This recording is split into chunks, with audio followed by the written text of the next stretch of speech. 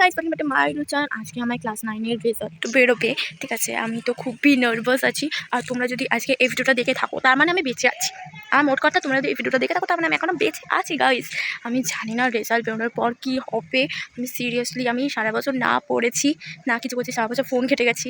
হ্যাঁ, তা আমি জানি না এবার কী হবে। যাই হোক, আমি ভাবলাম যেহেতু রেজাল্টটা বেরোবে তাই ব্লগটা তো করা দরকার। এবার আমি বেঁচেও থাকতে পারি, এবার নাও থাকতে পারি। এই ব্লগটা পোস্টও হতে পারে, আবার নাও হতে পারে।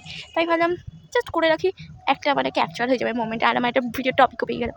যাই হোক, আমি জানি না এবার কী হবে। যাই হোক, আমার রেজাল্ট বেরোতে হচ্ছে 12টা নাগাদ। এখন জাস্ট 11টা বাজলো সত্ত্বেও, ঠিক আছে। আর আমি ঘুম থেকে উঠেছি। আমার নার্ভাসের চোটে আমার ঘুম হচ্ছিলো না সারা রাত ধরে। আমি কটার সময় ঘুমিয়েছি জানি, 2টো নাগাদ ঘুমিয়েছি। আর আমার ঘুম আসছে না। আমি সাড়ে 10টা নাগাদ, সাড়ে 10টা সরি 9:45 নাগাদ উঠে গেছিলাম। এতটা আমি অন্য সময় 11টা, সাড়ে 11টা বা 12টা, সাড়ে 12টার সময় ঘুম থেকে উঠি, কিন্তু আজকে আমি 9:45 নাগাদ ঘুম থেকে উঠে গেছি। এবার তোমরা ভাবছো আমি খুব ল্যাদোস। হ্যাঁ, সত্যি আমি ল্যাদোস। যাই হোক, এবার আমি জানি না কী হবে। সারা বছর না পড়ে পরীক্ষা দিয়েছি, এবার পাসটুকু করবো কিনা আমি তাও জানি না। হ্যাঁ, আর 10-এ উঠবো কিনা তাও জানি না। যাই হোক, যদি ভিডিওটা দেখে থাকো লাইক সাবস্ক্রাইব করতে হবে, কারণ আমি আজকে মরতেও পারি বা বাঁচতেও পারি, তার জন্য। দেখো গাইস, আমি এখন জামা কাপড় পরে নিয়েছি। এবার শুধু জাস্ট সোয়েটারটা আর ওড়নাটা নেবো, আর জুতো মোজা করতে হবে, ঠিক আছে। চুলটা বাঁধতে হবে, তাহলেই হয়ে যাবে। গাইস খুবই ভয় লাগছে আমার, কারণ ফেল যদি করে যায়, পড়াশোনা তো আমার শেষ, আমার গেল, ঠিক আছে। তারপরে আমাদের কিছু আছে, অনেকে আছে, নাম নেবো না। তারা তো খুবই খুশি হবে আমি যদি ফেল করে যাই। সেটাই তো ভয় লাগছে, সারা বছর না পড়ে যদি ফেল করে যাই, সিরিয়াসলি।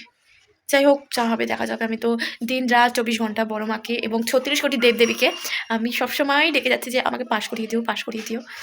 এবার জানি না, এবার আজকে হচ্ছে ঠাকুরের পরীক্ষা, আজ তোমার পরীক্ষা ভগবান, এইটা হবে। জাস্ট আমার বুকটা জাস্ট ধুকপুক ধুকপুক করছে। এবার জানি না কী হবে।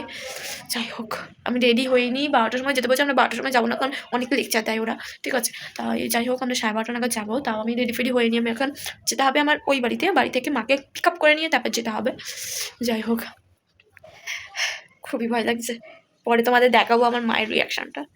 এই গাইজ, জাস্ট আমি স্কুল থেকে বাড়ি এখন আসলাম। ভেবেছিলাম আমি রাস্তাতেই ভিডিও করবো, কিন্তু খুব রাস্তায় জ্যাম ছিল। আমি দেখো এখন হাঁপাচ্ছি, কারণ এই মাত্র আমি বাড়িতে এসেছি, এখন ড্রেসও খুলিনি, ঠিক আছে। যাই হোক গাইজ, এই ভিডিওটা করছি তার মানে হচ্ছে আমি পাস করে গেছি। যাই হোক, আমি পাস করে গেছি গাইস। কত কী নাম্বার পেয়েছি না পেয়েছি সেটা আমি এখন রিভিল করতে চাই না, আমি পরে রিভিল করবো তোমাদেরকে, এখন আমি করবো না। যদি কমেন্ট আসে তাহলে আমি নিশ্চয়ই করবো।